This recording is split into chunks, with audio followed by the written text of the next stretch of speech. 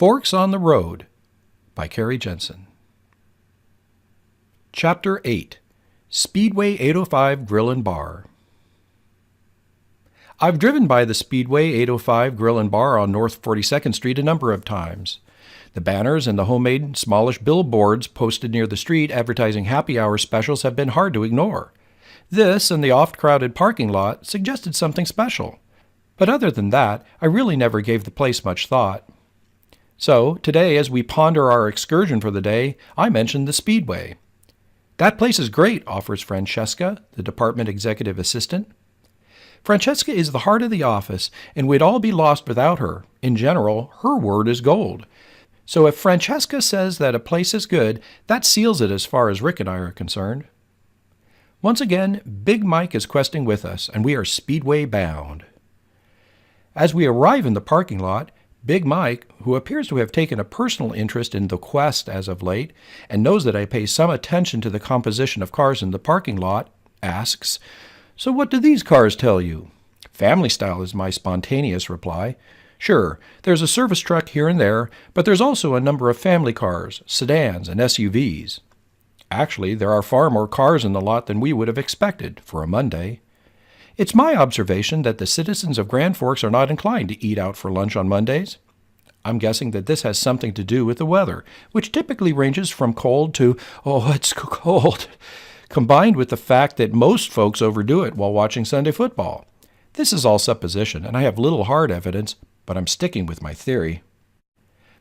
From the outside, the Speedway does not look terribly inviting. 4 or 5 octagonal windows along the side of a low-slung building, it looks like there might be a dark beer hall inside. Light and airy, there is a bar on the left that boasts 16 beers on tap, in addition to the normal collection of bottled beers, and a large, well-lit dining room on the right. The Please Seat Yourself sign stands next to a chalkboard that advertises today's lunch specials, and a number of them sound like filling and tasty bargains. The walls are covered in a light wood paneling, which clashes ever so slightly with the brass ceiling fans that dot the interior. The main dining area is separated into 3 seating areas with permanent dividers that are topped with a foot or so of wood lattice. And, consistent with the name of the place, the walls are adorned with racing and NASCAR posters, plaques, and memorabilia. At the far right of the room is a door that opens into another dining area, which is closed this lunch service. However, it is obvious from brief inspection that this place can seat a lot of people, and probably does so on a regular basis, but I'm guessing that this happens only at dinner time. The food offerings include burgers, salads, ribs, and walleye, a freshwater whitefish that sports a delicate flavor. Until I first visited the upper Midwest, I had never even heard of walleye. And now that I know about it, I found that I can't find it at fish markets where I live. Apparently, the folks up here are keeping it all for themselves. In these parts, if the menu includes fish, expect walleye. I find this fascinating, given that I live in the South, where catfish occupies this hallowed position in the food chain, but at least we're happy to share it.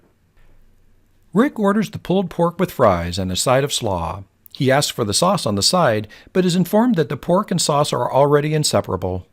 Big Mike has the chicken salad, meaty strips of white meat served on a bedding of lettuce. I order the walleye fingers, which is one of today's specials.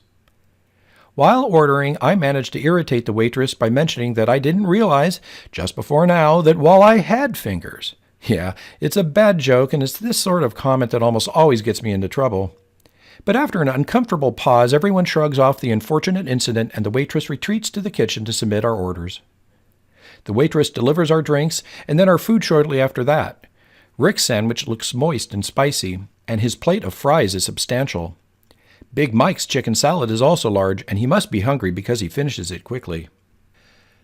My walleye fingers are tasty, and I enhance my experience by drowning them in vinegar and topping them with salt. I would have preferred malt vinegar, but hey, I'll take what I can get. If I were sensitive to local preferences, I probably should have simply dipped them in tartar sauce, but these are my walleye fingers, and having already caused a fuss with my poor attempt at humor, I figure that I could do little to further tarnish my reputation. Once again, the local offerings come through with flying colors. The food is good, the service attentive, and the general experience excellent. I'll bet you this is a great place to take the family for a good meal at a reasonable price. And if you like to have a few drinks with friends, the Speedway seems like it will not let you down.